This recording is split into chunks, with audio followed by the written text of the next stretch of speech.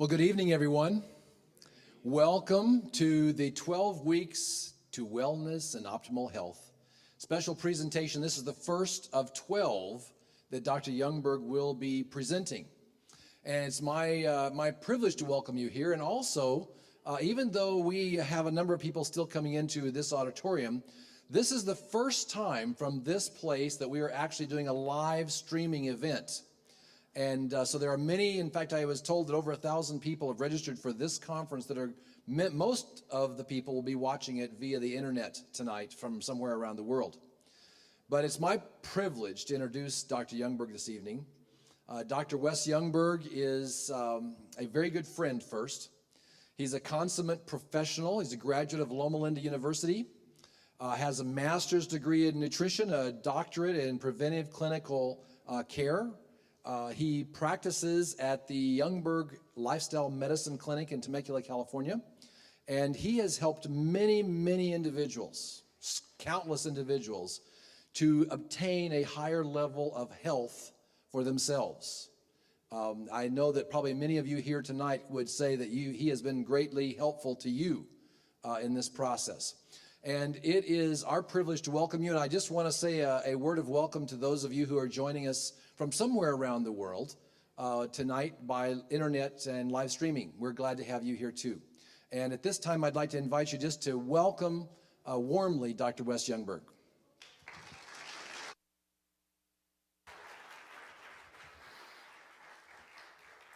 Thank you, Dan. I very much appreciate that introduction. I also want to say I'm glad that some of you braved this beautiful weather to come and be here on site, but I also want to welcome all of those who are watching live all around the world. Especially I want to do a shout out, half a day, to all my Chamorro brothers and sisters in Guam, many of which are actually watching this live at the Guam Seventh Adventist Clinic, where my family and I spent 14 years from 1994 until 2008. So it's good to be back on Guam, even though it's virtually at the moment. I'm sure I'll be back there sometime soon. Today, we have an opportunity to begin a 12-week series. Now, actually, we've been doing 12-week series for many, many years. Actually, this all started in Guam about 20 years ago, where we realized that we needed to provide a program for the people who lived nearby. Not a live-in program where you had to fly somewhere and spend thousands and thousands of dollars, but a program that was available right in your own community. So fortunately now with technology, not only can we offer a program that's available right in this community in Southern California, which, by the way, for those of you watching who are not familiar with Fallbrook and Temecula area, Fallbrook is world famous for its avocado festivals. It's one of the most attended festivals in the United States. It's about an hour north of San Diego, right, in North San Diego County, and about an hour south from Loma Linda University.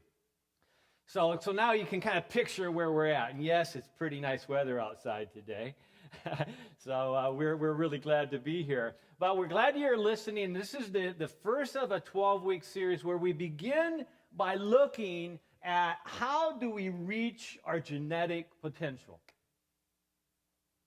I was just reading a study by Dr. David Eddy, a renowned researcher, a physician, who also has a PhD in mathematics. And he did an interesting study. It was called the Archimedes study. And in this study, he actually did a simulation. He took over 20,000 individuals from actual NIH studies and put them into a simulated computerized study, starting them all at age 20 and ending the study at age 60. In that study, they controlled for every single risk factor, but then in a computer-simulated way, they fixed one of the risk factors. As we go through this series, I'm going to be sharing those top 9 priorities, the risk factors that had the greatest impact on the health of that population. You know what the least important of all those risk factors were in terms of how it actually impacted their outcome? It was family history.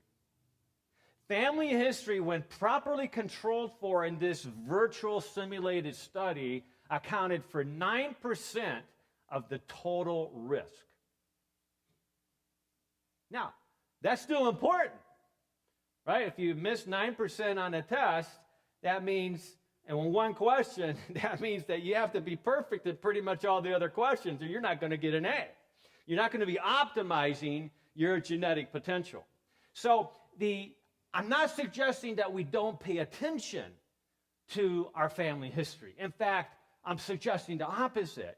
By paying attention to what our family history tells us, we can literally bypass the actual risk associated with the genes that are lurking and are potentially turned off when they should be turned on. Or turned on when we want them to be turned off, whether they be a cancer gene or a heart disease gene or a diabetes gene or whatever it might be. So we want to think deeply about what our family history is so that we can now begin to focus on the right strategies that can help us reach our genetic potential. So we're initiating transformational change. It all starts now. Those of you that are registered either here on site or watching via the internet, we will be sending you emails on a regular basis with access to handouts that will help you process what is it that you actually want to accomplish during these 12 weeks. See, knowledge is power, but awareness of your personal risk is what initiates transformational change.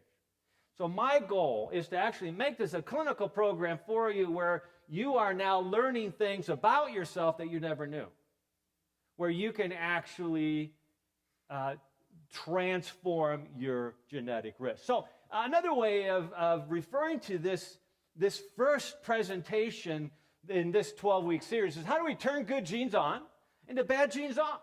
And the good news is that there is real potential. We're looking at mastering our genetic risk with lifestyle and nutritional medicine.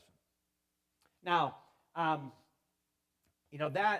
that's really important because in the world that we live in today, there's a lot of hopelessness. Am I right? There's a lot of hopelessness. There's many people out there that feel that there really isn't any hope for them. They have essentially emotionally given up. They're not trying anymore. Why should I try to improve my health if it's all genetic anyways? If it's all been predetermined for me even at conception? So we have to have a proper understanding on that. So we all need hope, and that's the most important thing that I hope to share, is to give you a new sense of, hey, there is hope, and secondarily, I can do this. I can reach my genetic potential if I'm willing to do what it takes. So if I'm willing to put some effort into this process. Now, individuals say, well, what about heart disease? Isn't that just genetic? How about high blood pressure, high diabetes, depression, chronic fatigue, joint pains? You fill in the blank. Whatever ails you, whatever challenge you have, whatever your family history has placed in your lap, there is hope for you. Okay, so I'm in particular, I really have a concern for not just the typical middle-aged person or elderly person that finally realizes that they need to do something about their health now. It's never too late, by the way. We can always begin to transform our health. But what is really concerning me is that I'm seeing more and more patients in their late 20s and early 30s. They have young children potentially, and they already are suffering the consequences, the complications of chronic disease. They're already struggling with a high risk of liver failure, of kidney failure. What about them? Is there any hope for them? And I want to suggest that absolutely. When we take a step back and look at the bigger perspective and start filling in the gaps. In fact, that's one of the things I'm going to be recommending to all of you is to have a discussion with your personal physician, with your healthcare team, and figure out what a broader approach to testing is than the traditional yearly physical. Those are good tests.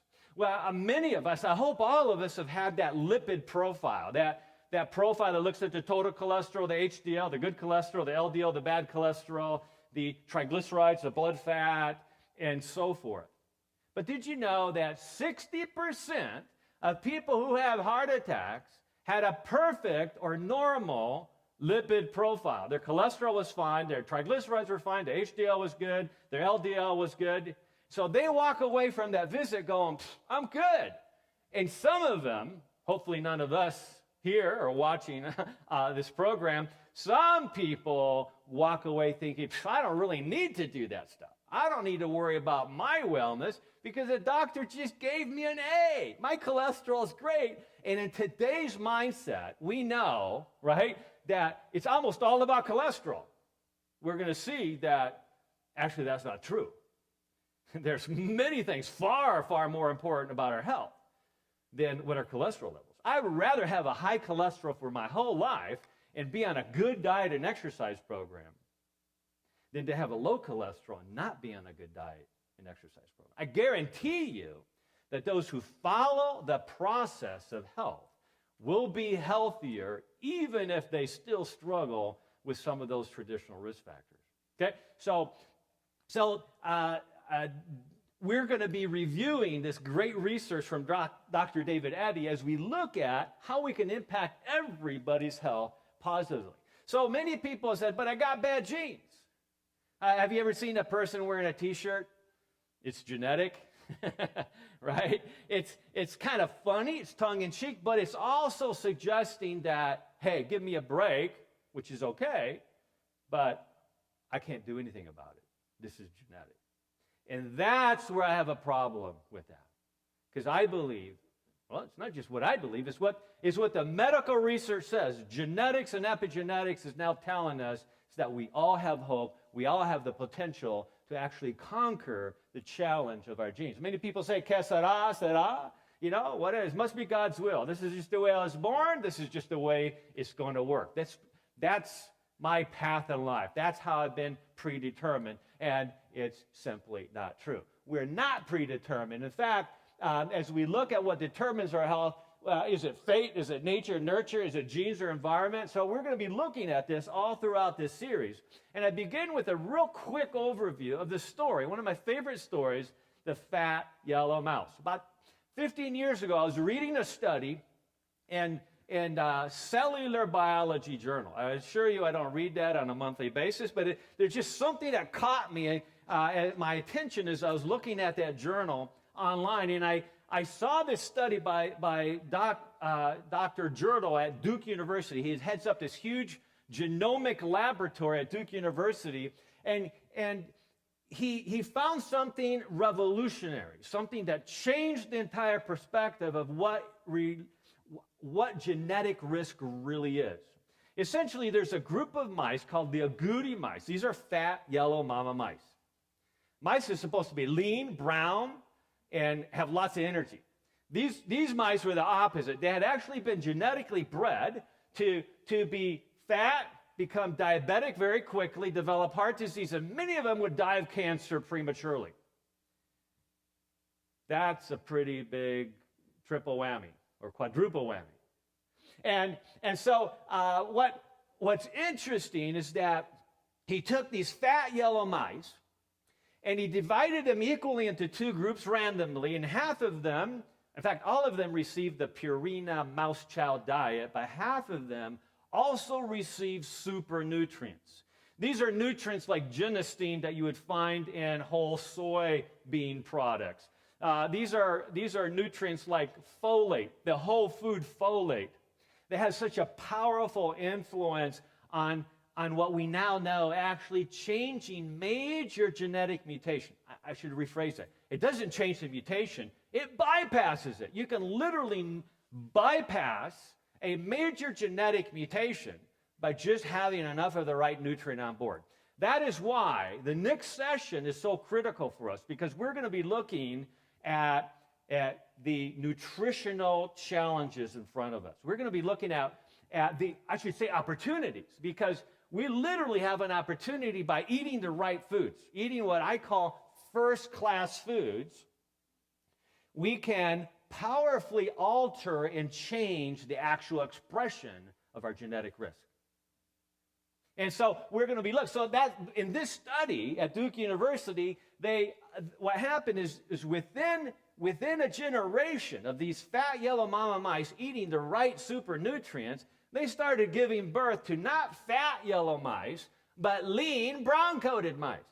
Said, well, wait a minute. These mice initially had the gene that coded for a dominant yellow coat and dominance to obesity, diabetes, heart disease, and cancer. So what happened? So they actually looked at the genes in these mice. And as you're looking at this picture, you say, well, these can't really be the same type of mice. But in fact, they are genetically identical in every way. Genetically identical in every way. What's different is that some of that gene in particular that coded for all that disease process had been turned off. Still there. You see, we all have genes inside of our bodies that, if turned on, could kill us. We also have genes inside our body that, if turned on, could dramatically speed the healing potential that we all have.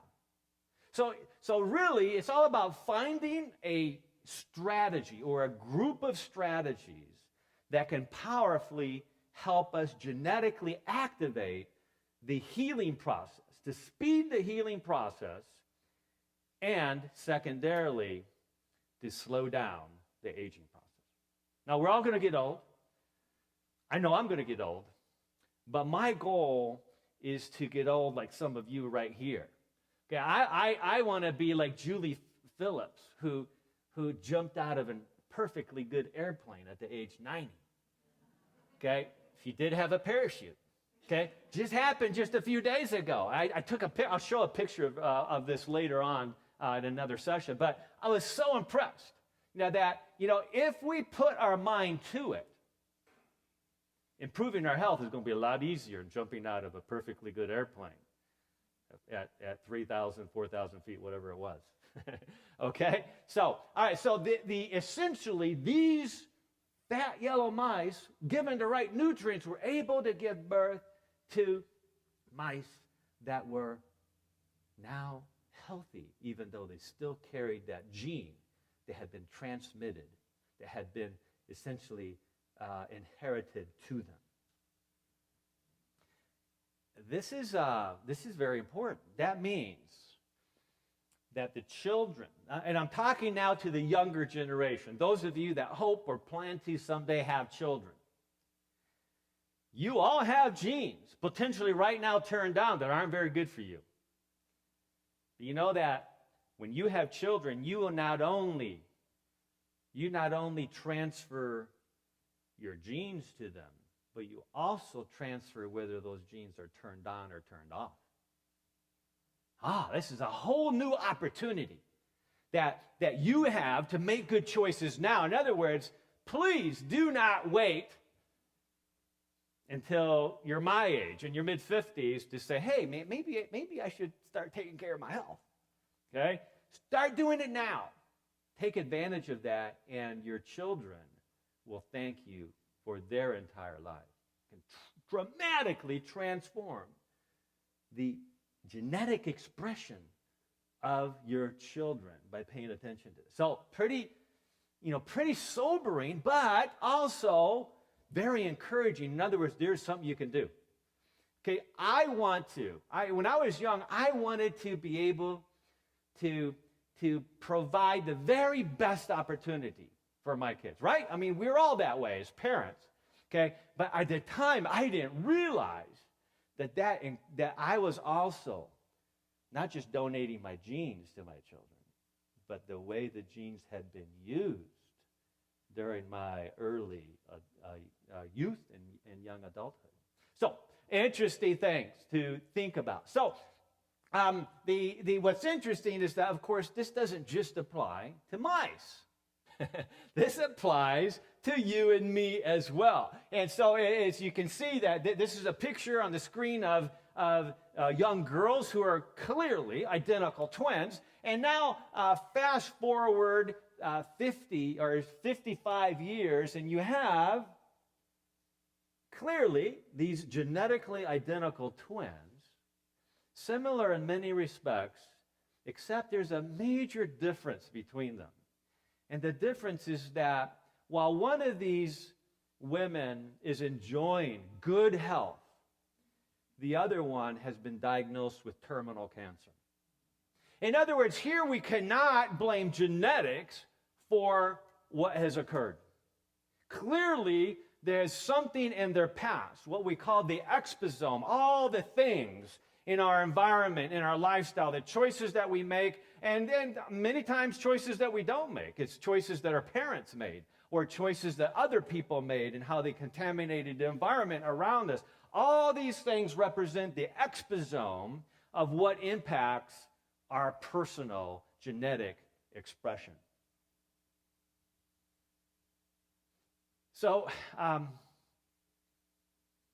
epigenetics. You know that we can do a blood sample or a hair sample or a saliva sample and find out, okay, who it belongs to. If there's a genetic data bank somewhere, right? If you're at a crime lab, you can take a sample and you can pretty much figure out who that person is.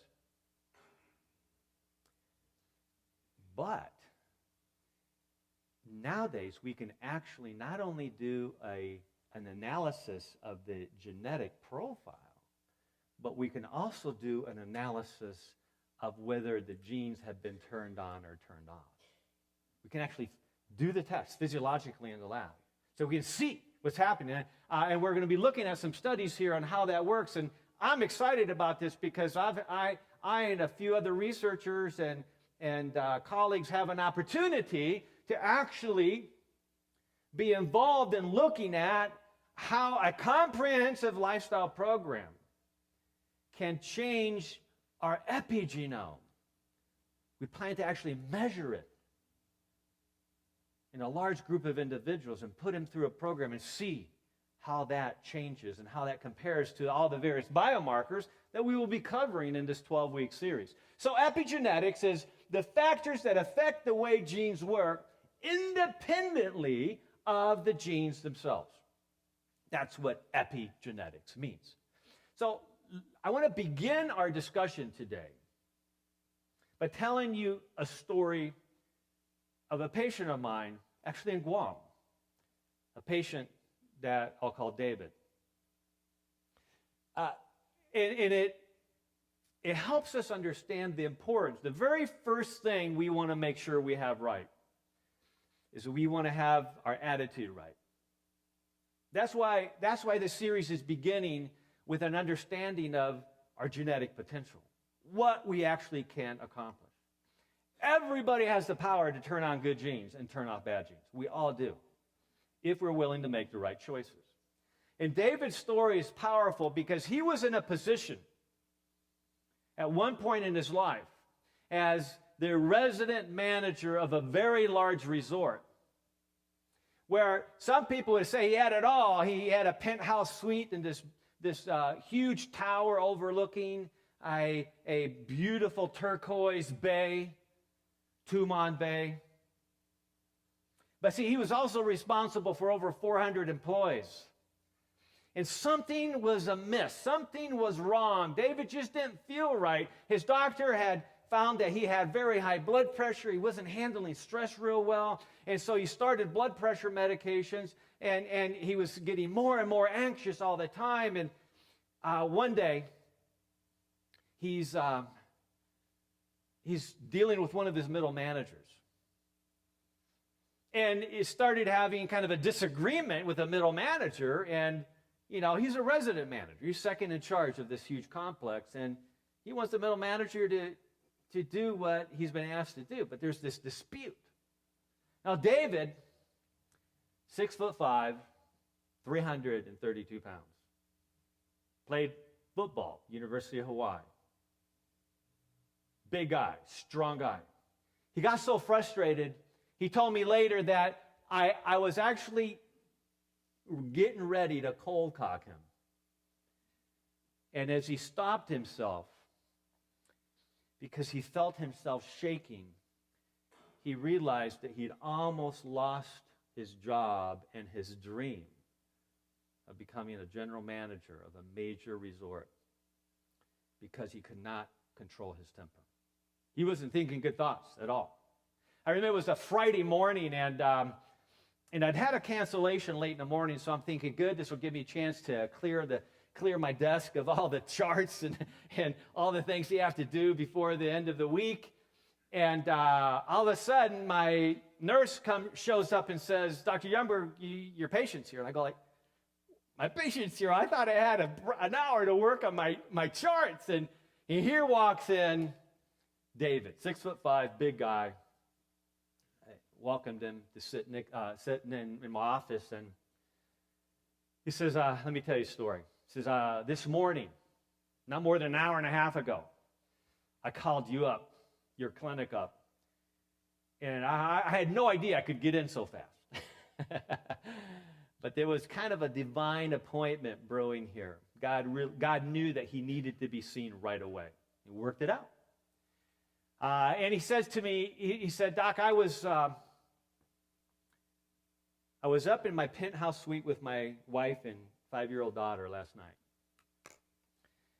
And I was at in my office at my desk, and I had my head in my hands like this. And I didn't realize that my whole body was shaking. I was thinking about what happened just earlier in the day and how I was just a split second away from losing my job, from destroying my reputation and my career. And as I was contemplating what in the world I was going to do about this, I felt a little hand come up around my shoulder and hold me and whisper into my ear, Daddy, I don't want you to die. And he's telling me this with tears starting to come down his eyes, this big ex-football player. And he said, that broke my heart. My beautiful 5-year-old daughter thought I was going to die. And as I thought about it, I could have. If I don't figure out what's going on, I'm not going to be around much longer. I'm going to have a stroke. I'm going to blow a gasket. I'm going to do something foolish. And then my family is going to be embarrassed. Fortunately, we were starting a comprehensive lifestyle medicine program that very weekend. Boy, it's amazing how some things work out, right? There was a plan there.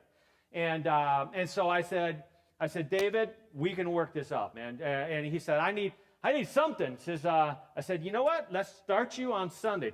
Tomorrow, let's get you all your labs done. So he had a 4-hour glucose tolerance test. He got everything organized. He got all his tests done. And here's a few of them. His weight was 332.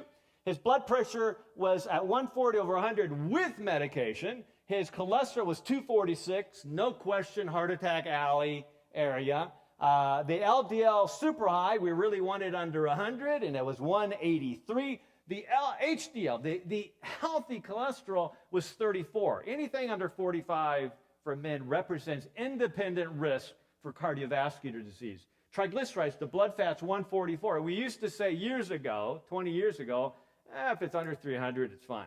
Then we start looking at the studies, and we go, if it's under 200, it's okay. And then about, a few years later, it went under 150 is good. The new guidelines published recently say, no, you got to get triglycerides. The blood fat's under 100.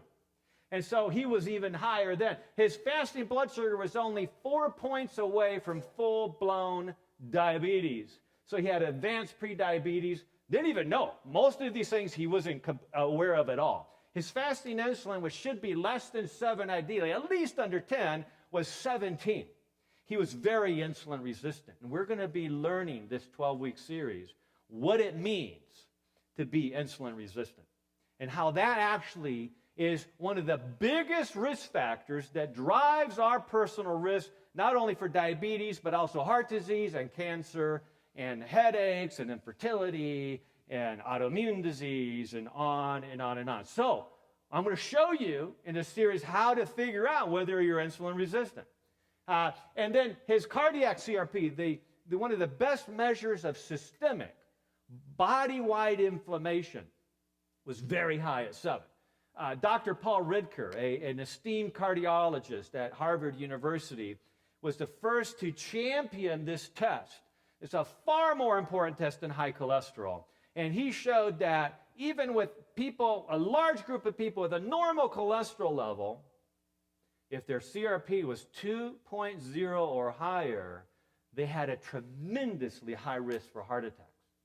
So we're going to be looking at how do we get that under control. That'll be part of the discussion here. So I talked to David that very first Friday, and I said, David, why don't we write down some goals? And he looked at me and says, I'm way ahead of you. Came out with a sheet of paper with his 3 goals. Succinct, to the point. And as I looked at these goals to weigh less than 200, so you're going to have to lose 130 plus pounds to reach that goal. So my initial impulse, right, was to say, David, that's a real long-term goal. Why don't we start with a mid-range goal or a short-term goal, right? But hey, here's an executive. Here's somebody that understands authority. Here's somebody who understands how to set goals and to achieve goals. I wasn't going to get in his way, especially since he was 6'5" and 332. Okay, so all right. So I wrote that down into my chart. Next, what's your next goal? He says, I want to run the Honolulu Marathon. He just got done telling me how his knees hurt him all the time. I didn't really think that was a good idea or a goal to shoot for. But he says, I grew up in Hawaii, and all my life, even as a kid, I wanted to run the Honolulu Marathon. I never have. I want to do that. Just like Julie Phillips, she just wants to, jump out of an airplane at age 90. Just because some president did it at age 90. That's a great goal. So that's living. Okay, so I said, okay, we'll come up with a plan to help you do that. And then the third goal is I want to become the general manager of a 5-star resort in Maui. Okay, come on, man, set some goals a little higher. Okay, so all right, so that's where he was at. And that next day, he did all his tests. Sunday, he was right there. So let's see what happened. What happened next is that basically he paid attention. He took notes at every meeting. By the way, tomorrow, I'm going to be sending an email to everybody who's registered for this event, which is well over 1,000 individuals. And I'm going to send you access to a handout that will help you set your goals and to start thinking about the objectives on how you are going to reach those goals. This isn't a 12-week seminar that you just sit and listen, right? Sit and listening part is just 1 hour a week.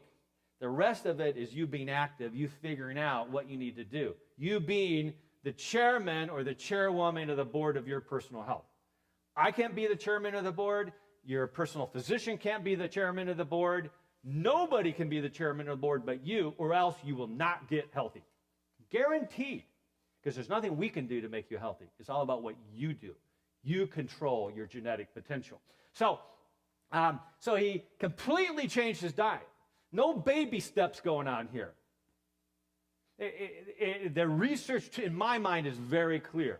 You're making a little change in the diet here makes a little change in your health that is hardly noticeable.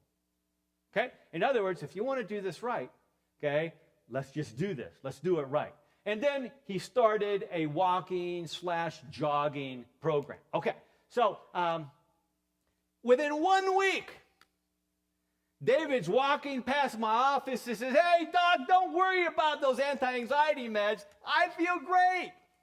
Boy, what a transformation in 1 week. Let me suggest to you, if you are willing to do what it takes, to get involved, to understand what works, you can start feeling great. If you're not feeling, you can start feeling much better within days. Okay? See, your actual risk of a stroke or a heart attack is not determined by what happened last year or 2 years ago or 5 years ago. It's largely determined by what's going on in your exposome, your environment, your lifestyle over the last 2 to 3 days. That's good news. That means if you make a change now, your experience, your actual risk immediately plummets right away. You start eating a first-class food diet, which are essentially the type of foods that generate first-class health. That's just by definition. If you start doing that, you will experience much better health. And this isn't just physically. This isn't just looking at blood tests and go, "Oh, I guess I'm healthier." You feel it. Emotionally, you feel so much better. Week 2, he already lost 11 pounds. He was able to work with his personal physician to completely discontinue his blood pressure medications. His cholesterol had already dropped 54 points. 2 weeks. Doesn't take 3 months to lower your cholesterol. It takes 2 to 3 weeks completely. All right? So when you do blood testing, what I do with my patients is I do the comprehensive labs, and you'll be getting more information about this. Do comprehensive labs, initiate the comprehensive program, and then usually test again within a month's time. The things that need to be repeated. Not everybody, not everything, of course. Just the things that were off, the things that we're now working on to seek to get improvement on. And so his overall blood lipids, his triglycerides dropped by 50%. But see, David wasn't satisfied because he realized that a wellness program wasn't just 2 weeks, "Oh, I'm doing better. Okay, I can kind of go back to." He was in charge of many top-level gourmet restaurants. He could walk into any of them and the chef would have been happy to do whatever he wanted. I thought that would be challenging for him, but you know what? He turned it into a positive. He would walk in and say, "Hey, guess what I'm doing?" Tell the chef exactly what he's doing and what the new dietary parameters, and there we're on it. Right? If you want to make good friends with a chef, tell them your needs, and they will help please you within those parameters. Okay. So be assertive about your diet, not aggressive. Just be assertive about your diet. So he started exercising twice a day. I didn't tell him to do that, but he started to say, if I'm going to run a Honolulu marathon, I better start putting some miles in. So he started doing walk-jog twice a day. He actually gradually worked up to 45 minutes twice a day. Now, David is the resident manager of a 1,200-room resort. If David has time to exercise 45 minutes twice a day, I suspect anybody does. Because he was working 24/7. He was on all the time. He was resident. That was part of his stress. He couldn't go home like the general manager. That's why he wanted to be the general manager. He wanted to be able to separate once in a while with his family. Not only did he exercise regularly, and by the way, I'm not suggesting we need to exercise 45 minutes twice a day. We need to figure out how that fits into our goals and figure out a plan that's reasonable for us, right? Okay, second thing is, it's not just going on first-class foods, but it's recognizing, in David's case, he had 132 pounds to lose, okay? Which means he, even within a first-class food diet, he still needed to portion control. And that's how he was able to be so successful. So within 6 months, he lost 79 pounds. He had lowered his cholesterol even further, no longer pre-diabetic. He'd reversed that. Fasting insulin was back to normal. And the cardiac CRP, the measure of inflammation, had dropped by 50%. And so as you see the progression from the beginning, 2 weeks, 6 months, and the overall 6-month effect, it was powerful. It was powerful. See, David still had his goals to work on. Right? He hadn't met any of his 3 goals yet. But look how much he'd accomplished. Be real careful about getting discouraged about not reaching your goal when God has blessed you with a tremendous amount of improvement. Be real careful about, and he knew where he was headed. In fact, a year and a half goes by. During this time, a total of a year and a half goes by. During this time, I'm seeing him from time to time individually for consults. And then one day, I was just returning from Pasadena, California, flying back to Guam. And while in Guam at the international airport, I run into David. And I see his wife and his beautiful little 7-year-old daughter. And as I looked at him walking up the concourse, I see that he's obviously reached his first goal. 6'5", lean and mean. I knew he could catch me if he wanted to. He was healthy and fit. And I said, David, what are you doing here? He says, I lost all that weight, Doc. I go, I know, I can see. But what are you doing here? He says, guess what I did a week and a half ago? I'm thinking this is around November. So I'm looking at him because I'd seen the posters at the airport in Hawaii. Those big posters that celebrate the yearly Honolulu Marathon. And I go, you ran the Honolulu Marathon? He says, yeah, did it in 4 hours and 30 minutes. Not world record, but that was a major record for David. He'd never run it when he was in college. He'd never run it when he was in high school. He accomplished it now. And so I said, okay, but what are you doing here with your family? And he said, oh, you haven't heard the best news of all? He says, we're moving to Maui. And as I remembered his 3 goals, I realized that David had accomplished a major, major feat. He was now going to be the general manager of one of the top resorts in Maui. So what is your motivation? What is it that makes you want to change? Why are you here? Why are you registered for this seminar? You want to write that down.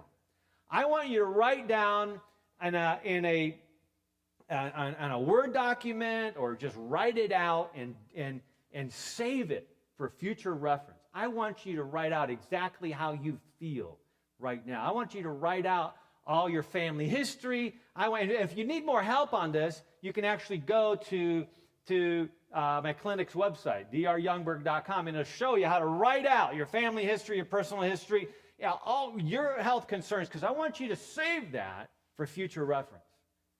Because I frequently work with people who come back after a month or 2, 3 months, and they go, I don't really feel any different. And I have all the records on my computer, and I go, are you kidding me? So I start reading to them how they used to feel. And they go, oh, yeah, I guess I did feel pretty bad back then. But we're into the new normal now. It's now normal to feel so much better. We just assume we always felt that way. So document where you're at now, not just with lab work, broadly, but also with what's going on subjectively in your life. What's your exposome? What are you eating? Document these things. What are you doing for exercise? So pay attention to what your goals are. Set reasonable goals. And so now we're looking at this epigenetic change in your exposome. So essentially, is this part of your exposome? If you're in a hurry and you got to stop by and grab something quick, how is this changing your gene? Okay, and I'll be real, or is this part of your exposome? It's interesting that it's actually the colors, the pigment colors in whole fruits, vegetables, plant-based foods that change the gene. The color isn't just pretty there so that you'll eat it. The color itself is what changes your genes, the pigment. Okay? So again, we're not talking, when I'm talking about color, some people are going like, oh, like Fruit Loops or Skittles or, Fruit Pops. No. Those are colorful, but they're artificial. Just in case you didn't know, those are artificial colors. They don't improve your epigenome. They actually turn off the good genes and turn on the bad genes. So make sure you're making the right color choices from the right place. Okay, and so essentially, we have roughly 20,000 genes that control everything in our bodies. But guess what? This frontal lobe right here, this is what controls those 20,000 genes. Right? You have power over that, not many times indirectly. We're going to have a whole talk on sleep and how critical sleep is. A full third, 7,000 or more of your genes get turned the wrong direction if you do not sleep well. Okay? And so let me just go on record. If you do not sleep well, we got to fix that as a priority. Okay? Now, part of that is getting the entire picture figured out. Okay, so more on that later. Researchers at the Joslin Clinic in Boston had actually come up with an understanding or research showing that it is inflammation that turns on the diabetes genes. Now we actually know that inflammation turns on the cancer genes, it turns on the heart disease genes, it just turns on a lot of bad genes. So the take-home message here is we got to control inflammation. How do we do that? Well, first of all, we need to understand how much inflammation do we have, and we can do that with appropriate blood work.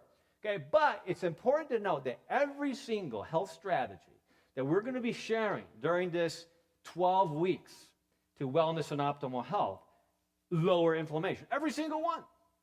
Okay? But we're going to be talking about which ones are the core strategies and looking at other important factors that influence inflammation as well. Well, this researcher found that they could actually cause diabetes in laboratory animals by just injecting an inflammatory chemical into their blood. They all became diabetic.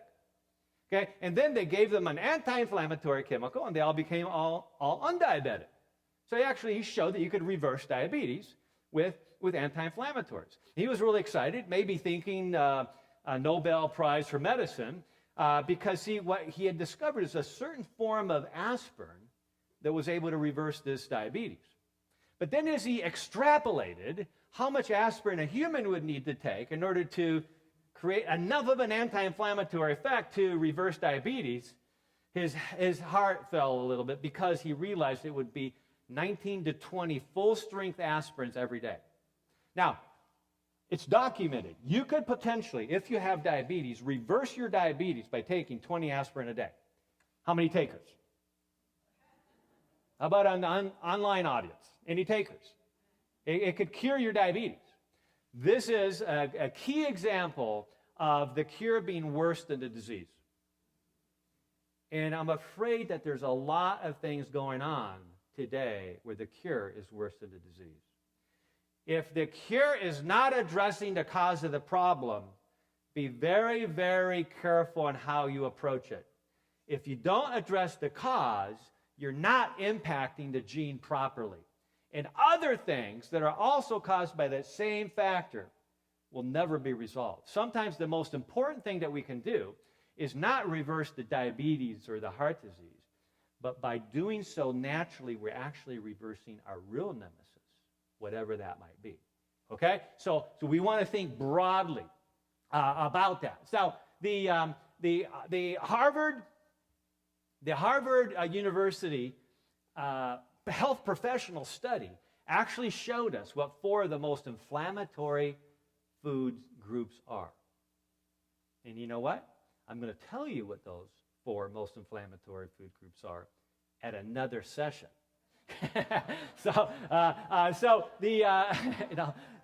Basically, chronic disease and health dysfunction is most often caused by deficiency. It's kind of 2 aspects of health. Avoiding the things that tear the body down, but making sure we're taking in enough of those things that build the body up. And the first step is make sure you have enough. Because if you don't have enough of the right nutrients, even minuscule amounts of toxins will take hold and impact your health negatively. We have to have enough of the right thing. So the first step is going first-class food, and we're going to be covering that at the next session. So essentially, it was Hippocrates who said it best many thousands of years ago, let foods be your medicine and medicine be your food. The father of modern medicine. But there's another father that's far more important than Hippocrates, and that is our Heavenly Father, our Creator. We have a Creator's operating manual. In the very beginning, Genesis, the beginning, we see that, and God said, see, I've given you every herb that yields seed, and every tree whose fruit yields seed, to you it shall be for food. Our Creator gave us an understanding of what was best for our optimizing our epigenome. And we're just now starting to understand how that works. So essentially, we want to choose these colorful foods that change the exposome. We want to choose these berries, which are rich in the actual methylated form of folate that can actually nutritionally bypass that MTHFR gene mutation, which is so common in our population, that causes us to not be able to repair DNA. It causes us to not detoxify properly. It causes us to not be able to suppress viral replication. These are the foods that actually nutritionally bypass genetic mutations. Much more on that as we follow through on these concepts. More colors, right? Just go with colors from nature. Lots of good, colorful foods. That's the first step. You want to make sure that 80% of your diet at least comes from whole, plant-based foods like we're talking about. At least 80%. The average American is getting less than 5%, and that includes French fries because for some reason they're included in the vegetable group. Okay? So don't follow that sad diet, the standard American diet, because that is guaranteed to create an exposome that will destroy your genetic potential. Okay, so you've heard, no, you can't reverse disease, you can only manage it. Well, that's if you're following the standard American diet. That's very, very true. Okay, you got to get rid of the barriers to disease. So who is it or what is it that is in charge of your genes? Remember, it all starts right here. So that's why we're going to have several sessions during this series talking about emotions, talking about attitudes, talking about values. Because what goes on here influences everything else. There's a big study that just came out in March 2014, showing that our emotions play a huge part in our health. Really? Yeah, we've known that for a long time, but new studies are showing that over and over again. Let's pay attention to that. So we're going to essentially embark in a 12-week program of nutrigenomics, of lifestyle medicine and nutritional medicine that shows what the power of food first in altering your genetic expression, and then all the other natural strategies that you can add to this to powerfully influence your health. So, I don't have time tonight to go over this study. So I'm going to share this awesome study done by Dr. Ornish at a following seminar. So I'm going to scan through these real quick. You can modify your genes. There's studies out there that show that in just 3 months, you can completely turn on and turn off genes in the right direction. And we're going to talk about this. I'm excited because I believe we're going to be doing studies that do this in 1 month. I believe that genetic expression changes very, very quickly.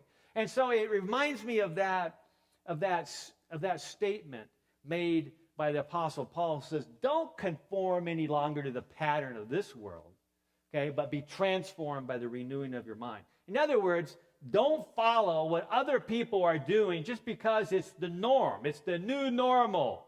Okay? Well, the new normal is not healthy, I guarantee you. It's normal to have heart disease. It's normal to have prediabetes and diabetes. It's even getting normal to have cancer. My mother died of cancer when she was 39 years old. And as a young kid, I promised myself that I was going to do everything possible to figure out what my risks are so that I wouldn't have to follow that fate. My mom lived in a world, in a time where she didn't really understand her risk. She did the best she could with what she had. Okay? And I'm not saying that, things happen to good people. Things happen to people who are healthy. Who knows what might happen to me or you? But we still have the opportunity to dramatically improve our health by paying attention to this statement. It's not just a spiritual statement. It's a physiologic reality. It's a psychological reality. And if we're willing to be open-minded and incorporate this new awareness that comes from objective testing and subjective awareness of what's going on around us, and then making choices every day in a positive way, we will achieve that ultimate goal. In fact, I love the statement by Norman Cousins. I see Tom in the audience over here. Remembers many years ago, I was talking about this, right, Tom? And he had all these things going on, but by paying attention to this statement right here. Yeah, you may have a diagnosis list from your healthcare team that, takes 1 or 2 pages to fill up. I regularly work with people that have 15 to 20 documented health problems. When I see that, I go, yeah, I know. I love it when I work with somebody that's really sick, because they're the ones that get better the quickest. Why? Because they got nowhere else to go but up, right? And so it's either death or get better. And they choose getting better. And we'll be sharing stories about how that can work. So Norman Cousins says, don't deny the diagnosis. Okay? Don't put your head in the sand like an ostrich and say, I just want to do this naturally. I don't want to hear about this. No, that's never going to work that way. You need to find out what's going on. Work with your healthcare team. And once you understand what's going on, then you say, but I will defy the verdict. I will not accept that I will have this condition for the rest of my life. I will not accept that I'm just going to manage this. I will not accept that I'll just take my medicine and do whatever I've been doing all along, because that's not going to work, right? Because it's not addressing the cause of the problem, okay? What I'm going to do is defy the verdict. I'm going to figure out what's wrong. I'm going to fix it. I'm going to reason from cause to effect. That's exciting. That gives us hope. No more sitting on the sidelines, letting our doctor and our nurse and other healthcare team make all the decisions about us. That's not our job. Our job is to give you information, give you awareness. You make the change, right? I need to make the change if I'm going to get healthier. My doctor can't do that for me. So at least 70%, this is a very conservative figure, depends upon us. We know that if our genes are the cards that we're dealt, then epigenetics is how we play them. We have the opportunity to change that. So Seneca, a Roman orator around the time of Christ, said, it's part of the cure to wish to be cured. And I know I'm preaching the choir here because you signed up for this program. You obviously want to optimize your health. And so remember this. It's a part of the cure. You got to really want it. And not just want it for one day and 1 week, or even 12 weeks. You got to want it for life. That's how you maintain that. And ultimately, we need to understand that we can choose a new direction. You can choose a new direction. Everything depends on the right action of the will. Everything depends upon the choices that you make. Through the right exercise of the will, an entire change may be made in the life. An entire change can be accomplished that we can not only document subjectively, but that you can document objectively with the right tests. So I thank you for participating, to initiating this transformational change in your life. And the bottom line is that you are the chairman or the chairwoman of the board of your own health. Make sure that you begin to initiate the change today. Thank you.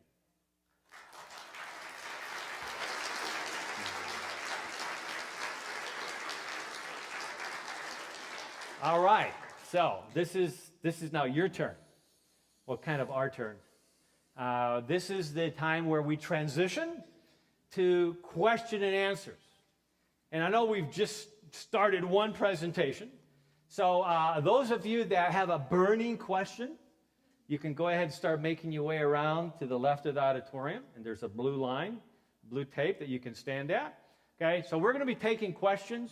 And of course, remember, these are questions that are going all around the world. So don't make them personal. Make them appropriate to all of us. So we're not only taking questions here, but we have questions coming in via the internet from all over the world. So we're going to start.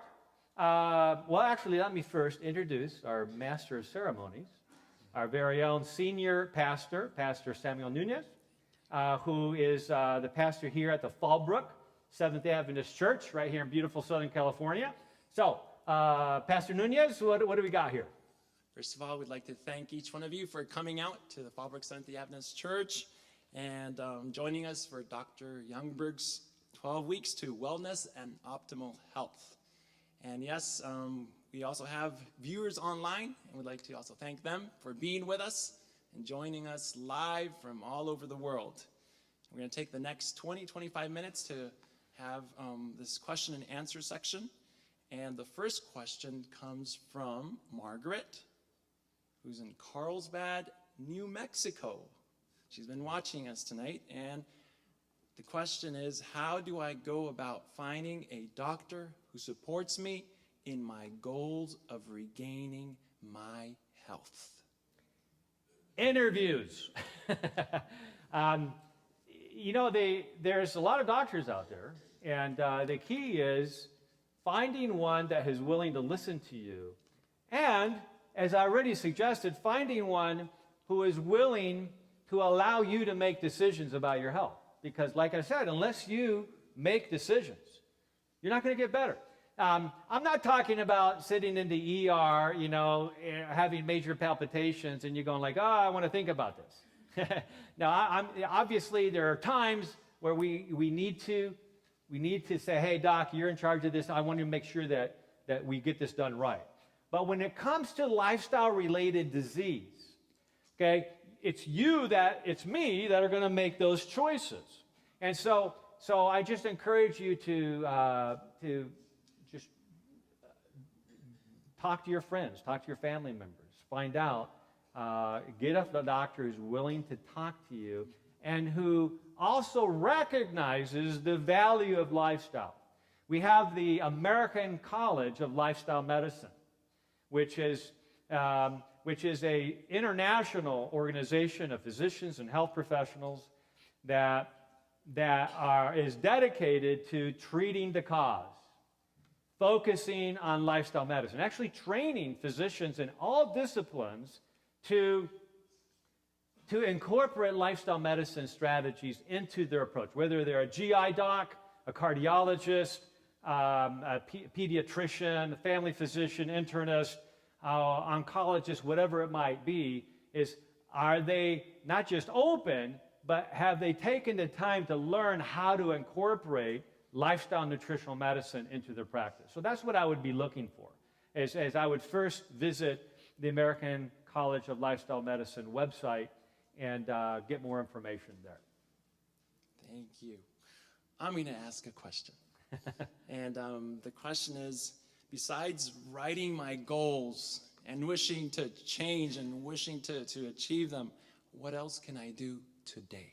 All right, today. Yes. Well, again, the first part is taking an inventory of your health. That begins with not just writing out your goals, but looking backwards, looking at your family history. Your family history gives you a significant insight into what you might be at risk of. And so documenting that, talking to your aunts and uncles and to your grandparents, finding out what your family members and relatives have either died of or who have succumbed to what illness and at what age, what medicines they're on and why. Sometimes the older generations don't like to talk about these things. But anytime we get together, it's important to start asking those questions so that we're not asking them after they die and missing that great opportunity. So that's number one. Number two is start paying attention to laboratory testing that can help you understand where your weakness says lie. When I was 24 years old, I thought of myself as kind of Mr. Fitness. I was a gymnast. I was athletic. I had been a vegetarian all my life. And so I thought ever since I was young, because of what happened to my mother when I was 10, I was paying attention. I thought I was paying attention. Of course, there was a lot of things I didn't know, okay, but I was doing the best I could. But I had come to think of myself as kind of having arrived. I was healthy. I was fit. I was 24 years old. I was in my first year of professional training at Loma Linda University. And this was 1984, the very year that Drs. Brown and Goldstein were given the Nobel Prize for Medicine for discovering how LDL cholesterol weaved its way into the artery walls, causing atheroma, plaque buildup inside the arteries. And so I actually gave a presentation on this new, novel concept, because it was completely unheard of. Doctors prior to 1984, at least 80% of physicians prior to 1984 believed that cholesterol had absolutely nothing to do with heart disease. Nothing. Now we know that cholesterol isn't the biggest issue, but it certainly is a potential contributor. And so I decided, well, I'm going to check my cholesterol. Yeah, I didn't really need to, but I just wanted to kind of show my classmates how healthy I was. Be very careful with that kind of attitude. And so I looked at the cholesterol ranges for a 24-year-old, and kind of the healthiest 25% of the nation, who were 20 to 24, had a cholesterol around 145.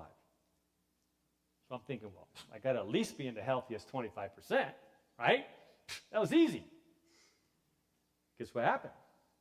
3 days later, all my friends that had gone to get the cholesterol test at the Loma Linda Medical Center came back, and I looked at my report. It's 244. I wasn't doing too much better than David. The difference is that David was over 120 pounds overweight, and he was stressed out, and he had all these signs of health problems, but I was at the pinnacle of what I thought was my health experience. There's something amiss here. If I had not have tested my cholesterol profile, my lipid profile, I would have continued for many, many years to come thinking that I was healthier than I really was. And I would have missed the opportunity to do something about it. That's the key. The key isn't, popping that Mr. Fitness bubble and humbling myself, even though that was probably a good thing, okay? But the key was recognizing that I still had work to do. And we always have work to do. Whenever a new lab test comes out, I'm the first to do it. Why? I want to know. I want to find out if there's another risk factor lurking that I don't know about, and then I'm going to figure out how to fix that. That's how I practice. That's how I work with my patients. I want to figure that out.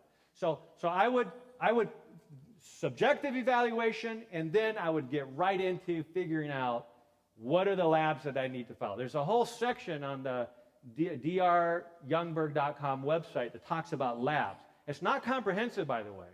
Really, you need to sit down and talk to your doctor or to talk to a health professional about what you need, because you're not me. You are you. We need to figure out what your labs were in the past and come up with, based on your family history and all the subjective information, figure out what you need individually. And that begins a strong understanding of what to do next. We have another question from Mary Ellen, who lives in Fallbrook, California. And she sent it via email. I raised my kids on the whole food organic diet that transformed my health completely. Yet one child is healthy and the other has been very ill, Crohn's disease. I am puzzled along with all the alternative doctors we have been to. How do I help her? Thank you. Okay, a great question. So, wow, as parents, as brothers and sisters potentially, we ask the question, well, how could we have such different health outcomes when it seems like at the surface we're doing the same things? Well, part of that is related to what our true genetic base is.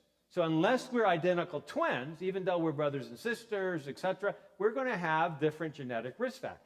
We're going to inherit different risks. So that's why I'm really excited about the whole new field of genetic testing. Genetic testing isn't just to find out if you have those rare mutations that cause infants to die very prematurely. Genetic testing, we're moving into the new era where genetic testing is for everybody. In fact, I personally recommend genetic testing for all my patients. With some of the new tests that have been demonstrated by the Human Genome Project to be one of the biggest breakthroughs in genomic science, this MTHFR gene mutation test, that the gene that codes for an enzyme that activates folate, that can influence every cell of your body, of every organ in your body. And so if there's a defect in that metabolic process, I want to know about it. In fact, I'm a mutant. I tested myself. I'm a mutant. But I'm happy about that because I can change that. I can implement a strategy to nutritionally largely bypass that mutation. So genetic testing would be good, and then personalizing care. There's no one standard for everybody. You know, some people have to be very careful about certain things, where other people don't have to be quite as careful about certain things. So that's why testing broadly gives us an understanding of where we need to be to optimize our genetic potential. Okay. We have a question. All right, Dr. Youngberg, I have a question. As a young person, personally, what can young people, myself, be doing to optimize my health now so that later on, because a lot of these problems that we're talking about are definitely relevant, but a lot of them personally, I think a lot of young people I know that I don't personally struggle with. So what can I be doing now to, down the road, be optimizing my health now? Okay, so great question. Thank you. The bottom line is that, as I mentioned earlier, young people, especially young people who are hoping and planning to have children sometime in the near future, what you do now has the biggest impact on the heritable parts of not just your genes, but whether the genes, like I said, are turned off or turned on. So you now, by choosing healthy diet, a healthy exercise program, but far more than that, I want to make it clear, just having a healthy diet and a healthy exercise program does not necessarily generate optimal health. There's many ways that you can tear down the benefits of a healthy diet and a healthy exercise program. But they're clearly two important pieces of the puzzle. So, and when we improve our diet, we start to improve other areas as well. Every one strategy that we're going to be outlining in these 12 weeks influences all the other strategies. So when people ask me, well, what's the most important strategy? The quick answer to that is the ones that you're not following, right? And frankly, you just think about it, most of us are good about a few of them, but we're really bad with some of them too. And that's just the way we are as humans. So we need to become aware of the ones that we struggle with. I would say that for young people, and we're going to, again, talk about this at another session, but for young people, one of the things I see that's destroying the health of young people the most is their sleep habits. Now, hey, we all struggle with this. Trying to monitor the over 1,000 emails that came in over the last 7 days registering for this program kept me up late at night. And so I wasn't really following my own health advice there for a while. I was just trying to keep up. I didn't realize, the impact this might have. And so my exposome right now is not as healthy as it should be. What do? Okay, make plans to not repeat that and recommit myself to getting to bed at a reasonable time. And we'll talk more about what that means. But we need to be true to the circadian rhythm, because we can essentially, not sleeping well is like using caffeine like an addict. It will destroy your adrenal glands. It will increase your risk for all kinds of problems. So we got to figure out how to do that right, and we'll be talking about that quite a bit.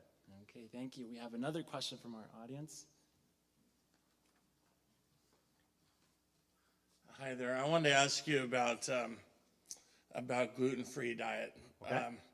My son's 6 years old and he has cystic fibrosis, and he's allergic to milk, eggs, soy, wheat, and peanuts.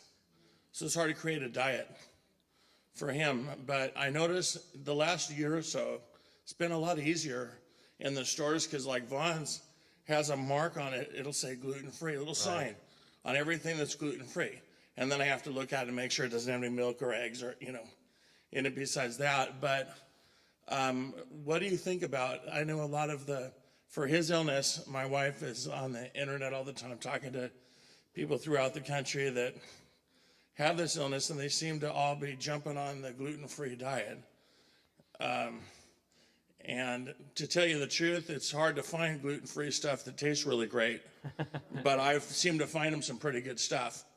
Yeah. Just here, try this, try that, and and with his illness, the whole thing is trying to keep their weight up. How much do they weigh? If they're not weighing enough, then they start getting real mad at you, the doctors, about, hey, you gotta feed them more. Well, this kid eats day in, day out and runs around like crazy, and he's 50 pounds. Yeah. So great question. And by the way, we're going to be looking at this bigger issue of diet in the next session. But in short, to answer this question, that is the reason we have to personalize testing.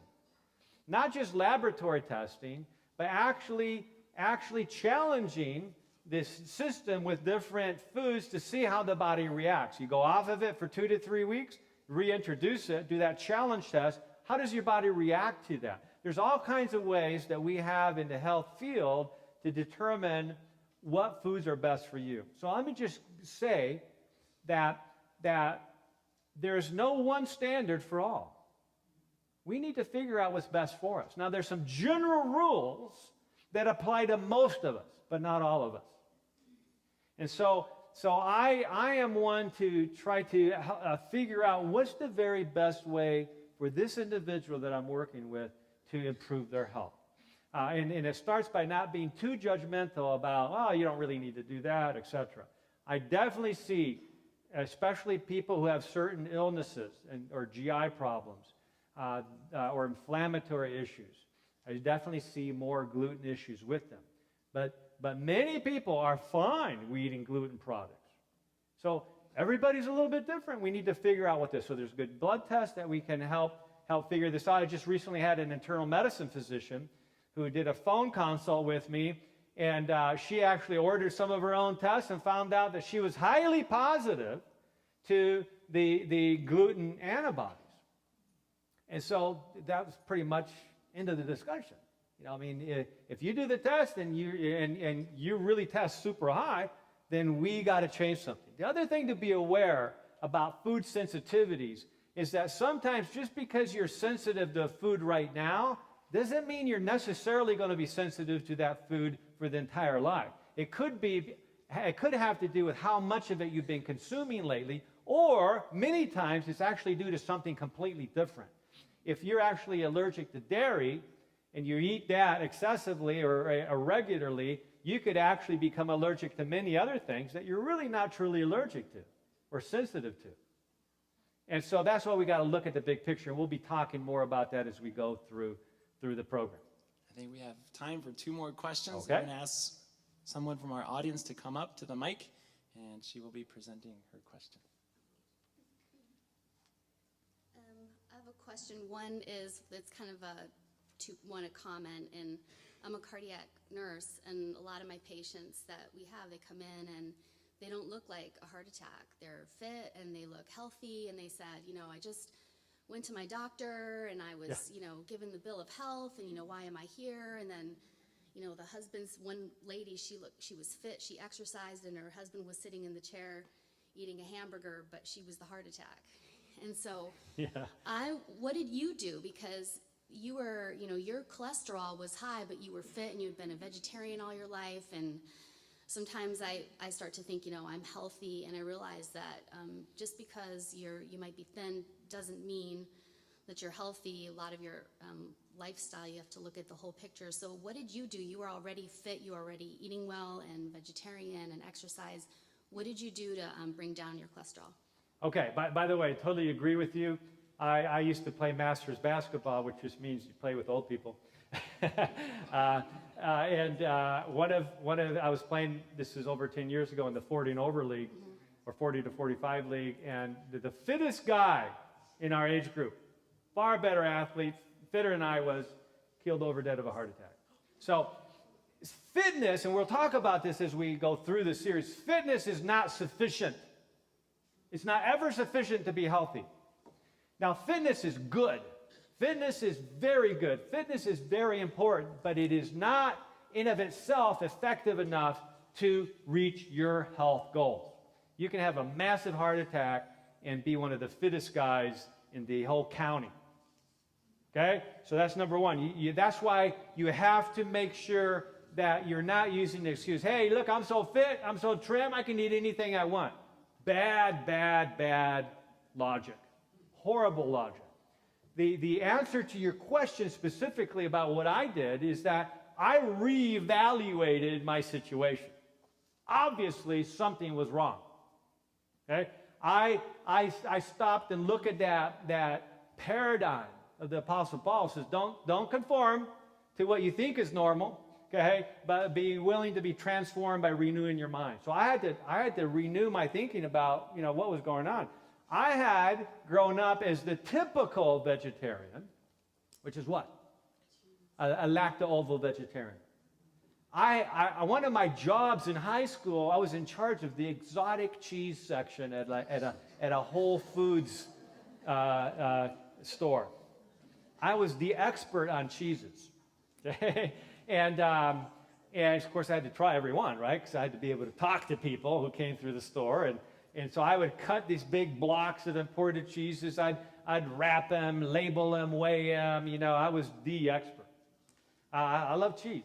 I mean, who doesn't love cheese? I mean, maybe some people don't love cheese, but the bottom line is that cheese is one of the highest sources of saturated artery-clogging fat in the entire world's diet. So if you have any risk whatsoever for cardiovascular disease or diabetes or heart disease or cancer, right? High saturated fat diet is going to set you up. So I had a little work to do on my values regarding diets. So for myself, I realized that I had to decide to say no to something I really enjoyed in order to say yes to something that was even more important to me, right? Setting goals. And now that we're going to be talking about, setting limits on ourselves. That's really unpopular. I'm not setting limits. I don't want to set any limits on myself. If you don't set limits on yourself, you're never going to succeed at anything. We're not just talking about health. We're talking about anything. So any good businessman or woman, anybody effective in any walk of life knows that they have to set limits. Because it's by setting limits that you excel and you succeed in doing the things that are most important. So we'll be looking at those issues as we move forward. Okay, we have several emails coming in from Roseville, Georgia, Culberson, Montana, and somebody from Taguig City, Metro Manila in the Philippines wrote. Yes. Okay, been there. Love it. We're going to ask somebody from our audience. I'm going to invite him to come up to the mic, and he's going to be sharing with us a question. How does sodium deficiency affect our bodies? Can you repeat that? How does sodium deficiency affect our bodies? Okay, boy, you're challenging us right at the very beginning, huh, Doc? Okay, so we're going to be talking more about that. So that's an interesting question, potentially a loaded question. Bottom line is that most people get too much, right? No question. There's studies out there that actually suggest that if you decrease the sodium content in the average American's diet adequately, you will lower the risk and the burden of disease to a greater degree than if everybody stopped smoking. Okay, think about that for a second. Okay, so there's no question that we need to do better at controlling sodium or salt intake. The bigger question in my mind is, where is that sodium coming from?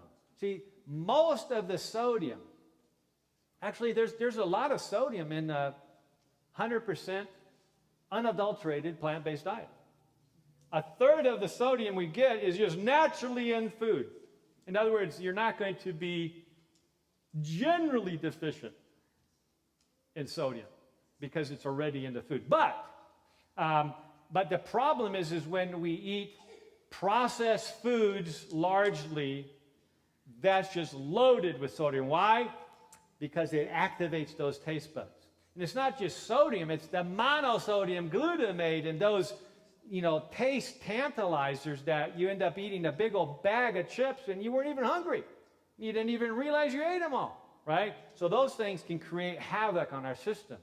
But there are, and I suspect this is part of your question, there are individuals that truly are sodium deficient, and we need to actually replace a little bit of sodium into their diet to help optimize. See, it's all about optimizing. You can have diabetes with high blood sugars, or you can have reactive hypoglycemia and adrenal fatigue, which is the opposite side. So it's not always good to just keep lowering the blood sugar.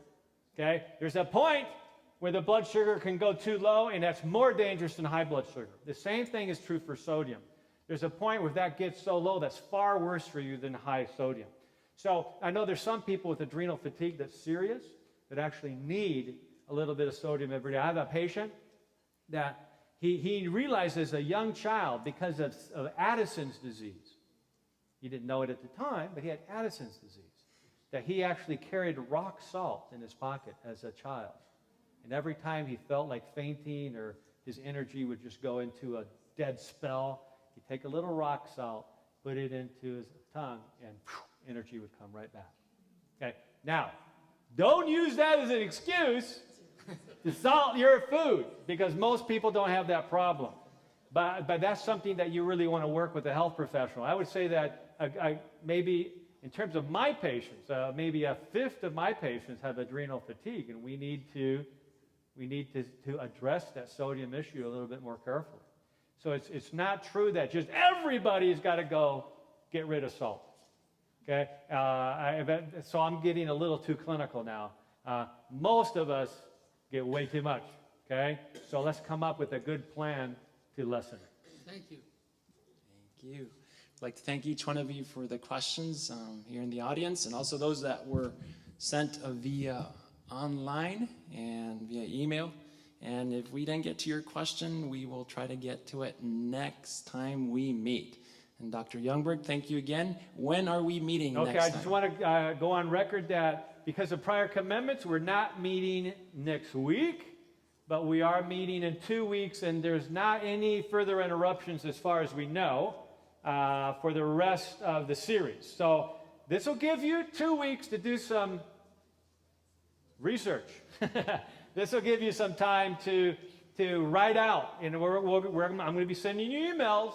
Okay, so pay attention to your emails. Start working on your goals. Start working on your overall medical family history. And by the way, if you want to read a book that helps really set the stage for what we're really covering, I had the opportunity with a great writer, Elise Harbolt, to put together the book Goodbye Diabetes with my publisher, Dan Houghton. And that book is available on dryoungberg.com. And it will actually be a workbook that is certainly not required, but I would recommend it to those who want to have a book that will help guide you through this 12 weeks to wellness and optimal health, that will help you further understand these principles that we are discussing in this series. So with that, I wish you a good week. And remember, for you, all those of you on the East Coast, it's time to go to bed. Don't get it too excited. Just relax, go to bed. And for those of you watching in Finland, it's time to go to work. Okay, so or pretty soon at least. And those of you on Guam, it's time to go back to work. So anyways, thank you for being here, and we will continue this at the next session. God bless.